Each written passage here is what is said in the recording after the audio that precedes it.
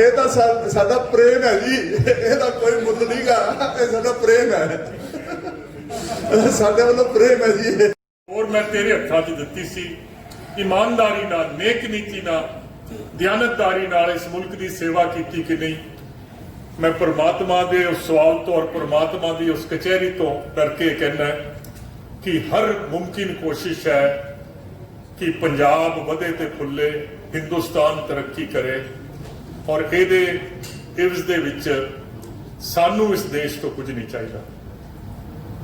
ਅੱਜ अपने मुल्क ਨੂੰ आजाद होया तकरीबन 73 साल हो गुजरे। 73 साल कोई थोड़ा अरसा नहीं हुंदा, 3 पीढ़ियां जवान हो गई। ये मुल्क जिहड़ा है ये बड़ियां मुसीबतां नाल मिलिया सी, ये कोई सस्ते भावां च नहीं खरीदिया।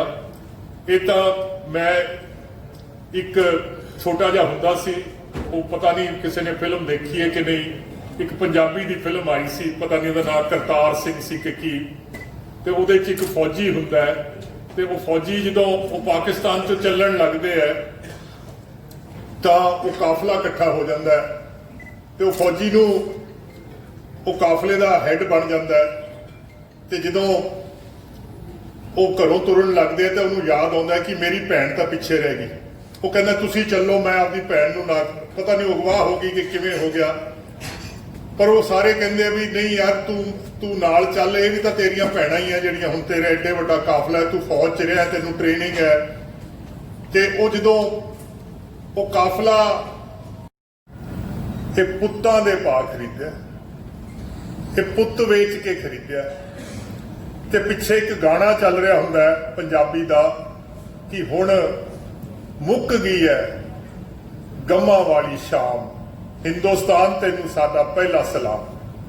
और अज 73 साल बाद मैं थोड़ी एसोसीएशन की इस मीटिंग दे विच खड़ा है, और यकीन करो कि मैं शर्मसार है, मैं शर्मिंदा है कि ਜਿਹੜੀਆਂ उम्मीदां नाल आपां मुल्क लिया सी, ਜਿਹੜੀਆਂ हसरतां नाल ਇਹ मुल्क लिया सी,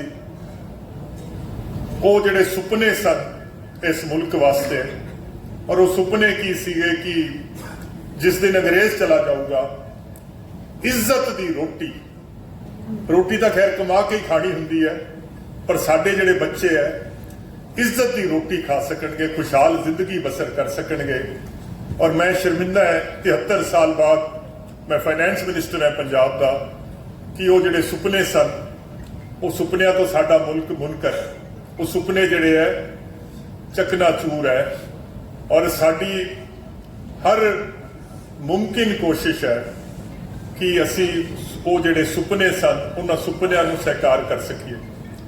मैं ये गल्लां सियासी शोखाबाजी ना नहीं कह रहा, और मैं इस करके भी नहीं कह रहा कि मैं कांग्रेस पार्टी नाल मुंसलिक है, पर मैनूं बुजुर्ग दसदे है कि जदों मुल्क आज़ाद होया सी तां पैसे नहीं हुंदे सी, ना गौरमेंट कोले हुंदे सी, ना लोकां कोले हुंदे सी।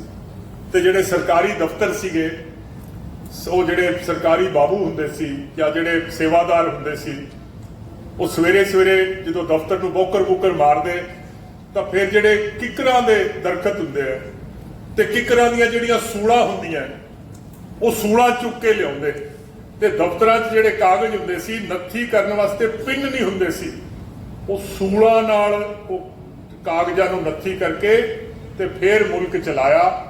और ਵੀਰੋ मैनू इस गल का मान है कि मैं उस पार्टी नाल मुंसलिक है जिन्हें ये मुल्क जिहड़ा है ये सूलां तो कंडियां तो शुरू किया ते फिर भारत नूं एक एटमी ताकत बनाया। ये एटम बंब बनिया तो कांग्रेस पार्टी ने बना के।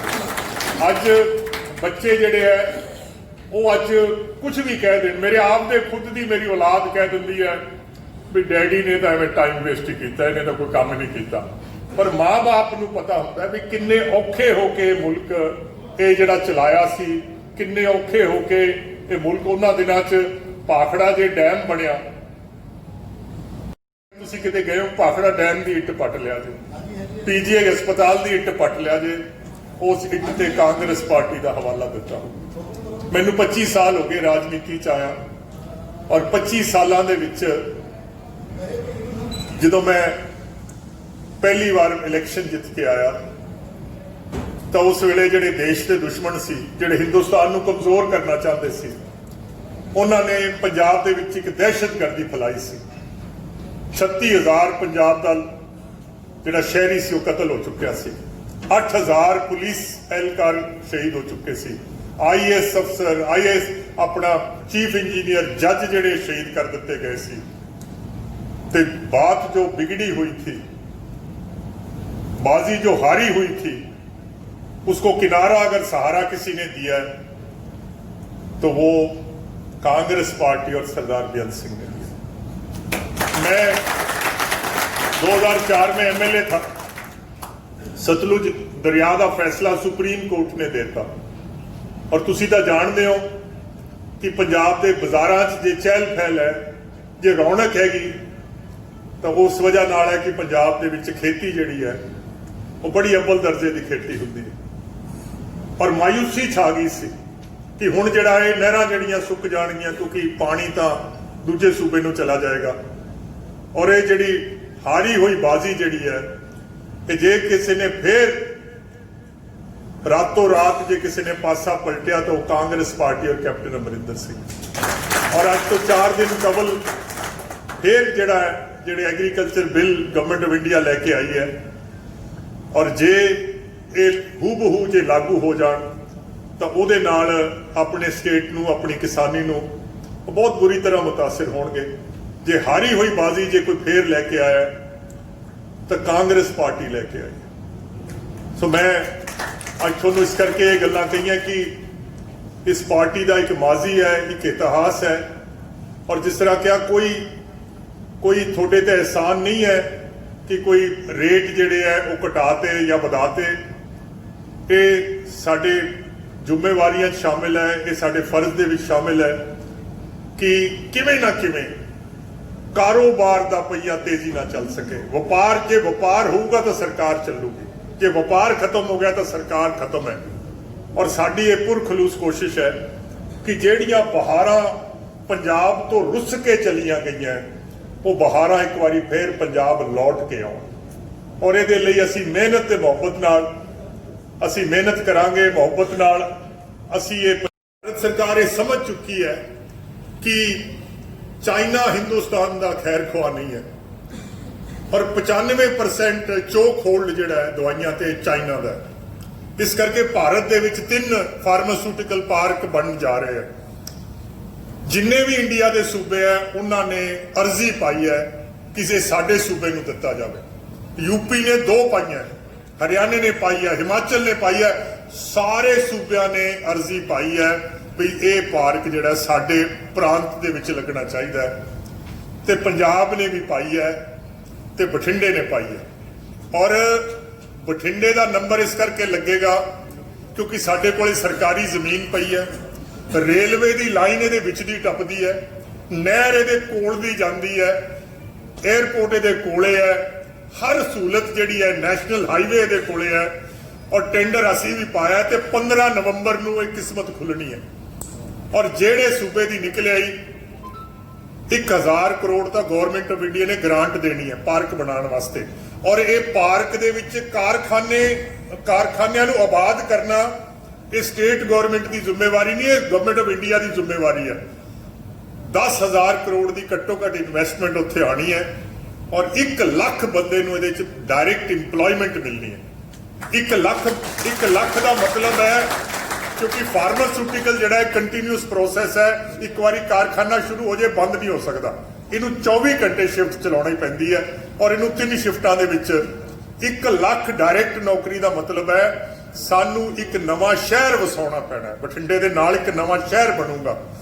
सो इस करके मैं दुआ गो है, मैं कोई इस इलाके का धार्मिक स्थान नहीं छड्डिया, कोई मंदिर नहीं छड्डिया, कोई गुरुद्वारा नहीं छड्डिया, कोई दरगाह नहीं छड्डी जिथे मैं नहीं मत्था टेकिया भी परमात्मा ये जिहड़ा फार्मास्यूटिकल जे पार्क बन गया तो बठिंडे ते पंजाब की जिहड़ी तकदीर है वो बिल्कुल बदल जाएगी। दूसरा मैनू ये भी खुशी है ਕਿ ਜਿਹੜੀ ਨੈਸ਼ਨਲ ਹਾਈਵੇ ਅਥਾਰਟੀ ਹੈ, ਇਹਨਾਂ ਨੇ ਪੰਜਾਬ ਦੇ ਵਿੱਚ 3-4 ਬੜੀਆਂ ਅਹਿਮ ਸੜਕਾਂ ਬਣਾਉਣ ਦਾ ਫੈਸਲਾ ਕੀਤਾ ਹੈ। ਅਗਲੇ 3 ਸਾਲਾਂ 'ਚ ਮੁਕੰਮਲ ਹੋ ਜਾਣਗੀਆਂ। ਇੱਕ ਤਾਂ ਹੈ ਚੰਡੀਗੜ੍ਹ ਤੋਂ ਅੰਮ੍ਰਿਤਸਰ, ਇਹਨੂੰ ਐਕਸਪ੍ਰੈਸਵੇ ਕਹਿਣਗੇ, ਕਿਉਂਕਿ ਅੱਜ ਕੱਲ ਤਾਂ ਬਣਦੇ ਹਾਈਵੇ। ਹਾਈਵੇ ਦਾ ਮਤਲਬ ਹੈ ਵੀ ਜਿਹੜਾ ਦਿਲ ਕਰਦਾ ਉਹ ਵਿੱਚ ਆ ਜਾਂਦਾ। ਐਕਸਪ੍ਰੈਸਵੇ ਦਾ ਮਤਲਬ ਹੈ ਵੀ 50-50, 60-60 ਕਿਲੋਮੀਟਰ ਨਾ ਉਹ ਸੜਕ 'ਚ ਕੋਈ ਦਾਖਲ ਹੋ ਸਕਦਾ, ਨਾ ਉਹਦੇ 'ਚੋਂ ਨਿਕਲ ਸਕਦਾ। ਜੇ ਕੋਈ ਗਲਤੀ ਨਾਲ ਚੜ ਗਿਆ ਤਾਂ ਫਿਰ ਉਹ ਬੀਕਾਨੇਰ ਤੋਂ ਵਾਪਸ ਮੁੜ ਕੇ ਆਊਗਾ। ਇਹੋ ਜਿਹੇ ਐਕਸਪ੍ਰੈਸਵੇ ਬਣ ਰਹੇ ਆ। ਔਰ ਇੱਕ ਬਣ ਰਿਹਾ ਲੁਧਿਆਣੇ ਤੋਂ ਕਾਂਡਲਾ।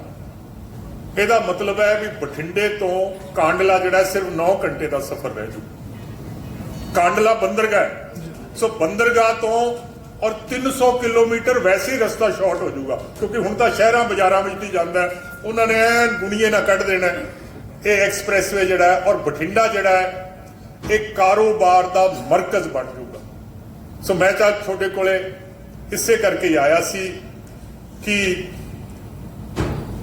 ਸਿਰ ਨਾਲ ਸਿਰ ਜੋੜ ਲਈਏ ਤੇ ਹੱਥ ਨਾਲ ਹੱਥ ਜੋੜ ਲਈਏ ਔਰ ਰਲ ਮਿਲ ਕੇ ਇਸ ਕਿਸਮ ਦਾ ਦੇਸ਼ ਬਣਾਈਏ, ਜਿਸ ਦੇਸ਼ ਦੇ ਵਿੱਚ ਕੋਈ ਅਨਪੜ੍ਹ ਨਾ ਰਹਿ ਜੇ, ਕੋਈ ਬੇਰੁਜ਼ਗਾਰ ਨਾ ਹੋਵੇ। ਇਸ ਕਿਸਮ ਦਾ ਦੇਸ਼, ਜਿਸ ਦੇਸ਼ ਦੇ ਵਿੱਚ ਹੱਕਦਾਰਾਂ ਨੂੰ ਹੱਕ ਮਿਲੇ। ਔਰ ਇਹ ਮੁਸ਼ਕਿਲ ਤਾਂ ਜ਼ਰੂਰ ਹੈ, ਪਰ ਇਹ ਨਾਮੁਮਕਿਨ ਨਹੀਂ ਹੈ। ਆਪਣੀ ਇਸ ਵੇਲੇ ਜਿਹੜਾ ਅਰਥਚਾਰਾ ਹੈ, ਇੱਕ ਤਕਰੀਬਨ ਪੌਣੇ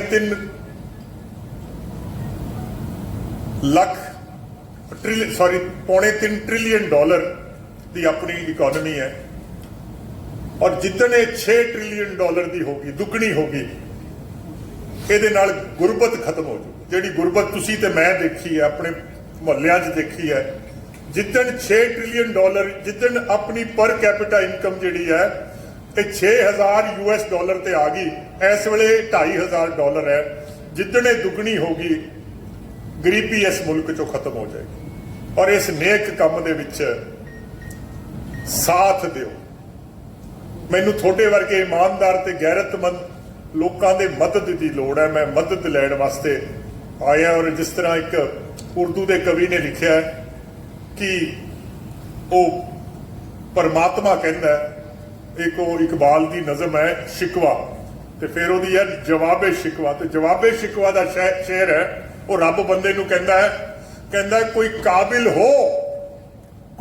हो तो हम शाने कई देते हैं। ਬੰਦਾ ਕਾਬਿਲ ਹੋਣਾ ਚਾਹੀਦਾ। ਸ਼ਾਨ ਤਾਂ ਜਿੰਨੀ ਚੀਜ਼ ਮੰਗਦਾ ਅਸੀਂ ਦੇਣ ਨੂੰ ਤਿਆਰ ਹੈ। ਉਹ ਰੱਬ ਕਹਿੰਦਾ ਕੋਈ काबिल हो तो हम शाने कई देते हैं, ढूंढने वालों को दुनिया भी नहीं देते। ਢੂੰਡਣੇ ਵਾਲਾ ਚਾਹੀਦਾ, ਦੁਨੀਆ ਹੀ ਨਵੀਂ ਲੈ ਲਓ। ਇੱਕ ਦੁਨੀਆ ਨਾਲ ਤਾਂ ਕੰਮ ਹੀ ਨਹੀਂ ਚੱਲਣਾ। ਉਹ ਕਹਿੰਦਾ ਯਾਰ ਕਾਬਿਲ ਬਣ ਜਾਓ, ਮੈਂ ਤਾਂ ਤੁਹਾਨੂੰ ਇੱਕ ਦੁਨੀਆ ਹੀ ਹੋਰ ਦੇ ਦੂੰਗਾ। ਇੱਕ ਦੁਨੀਆ ਹੀ ਹੋਰ ਮਿਲ ਜਾਏਗੀ ਜੇ ਰਲ ਮਿਲ ਕੇ ਆਪਾਂ ਔਰ ਅਗਲੇ